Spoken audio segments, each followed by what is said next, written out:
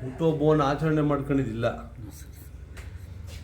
ನಾವು ನಮ್ಮ ಕೆಲಸದ ಮೇಲೆ ಎಷ್ಟರ ಮಟ್ಟಿಗೆ ನಾವು ಜನರಿಗೆ ಸ್ಪಂದಿಸ್ತೀವಿ, ರೈತರಿಗೆ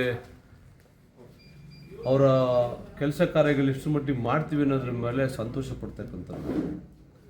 ಇವತ್ತು ನನ್ನ ಸ್ನೇಹಿತರುಗಳು, ಹಾಲು ಉತ್ಪಾದಕರು, ನಿರ್ದೇಶಕರುಗಳು, ಅಧ್ಯಕ್ಷರುಗಳು ಬಂದು ಬೆಳಿಗ್ಗೆಯಿಂದ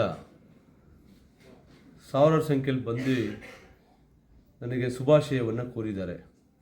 ಅವ್ರಿಗೆ ಮೊಟ್ಟ ಮೊದಲನೇದಾಗಿ ಅವ್ರ ಕುಟುಂಬಕ್ಕೆ ಭಗವಂತ ಆಯುಷ್ ಆರೋಗ್ಯವನ್ನು ಕೊಡಲಿ ಅಂತಕ್ಕಂಥ ಮಾತನ್ನು ಹೇಳಲಿಕ್ಕೆ ಬಯಸ್ತೀನಿ.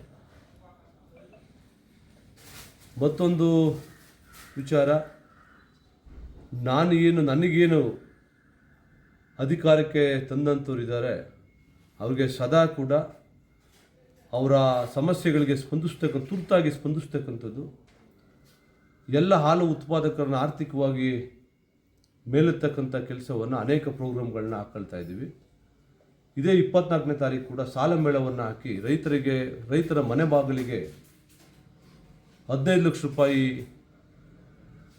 ಕೇಂದ್ರ ಸರ್ಕಾರ ಮತ್ತು BDCC ಬ್ಯಾಂಕ್ ಅನುದಾನದಡಿಯಲ್ಲಿ ಕಡಿಮೆ ಪರ್ಸೆಂಟಲ್ಲಿ 3% ಇಂಟ್ರೆಸ್ಟಲ್ಲಿ ಲೋನನ್ನು ಕೊಡ್ತಕ್ಕಂಥದ್ದು ಮಾಡ್ತಾ ಇದ್ವಿ. ಮೊದಲನೇ ಇದರಲ್ಲಿ 24ನೇ ತಾರೀಕು 150 ರೈತರಿಗೆ 15 ಲಕ್ಷ ರೂಪಾಯಿ ಲೋನನ್ನು ಕೊಡಿಸ್ತಕ್ಕಂಥದ್ದು ಕೂಡ ಪ್ರಾರಂಭ ಮಾಡ್ತಾ ಇದ್ದೀವಿ.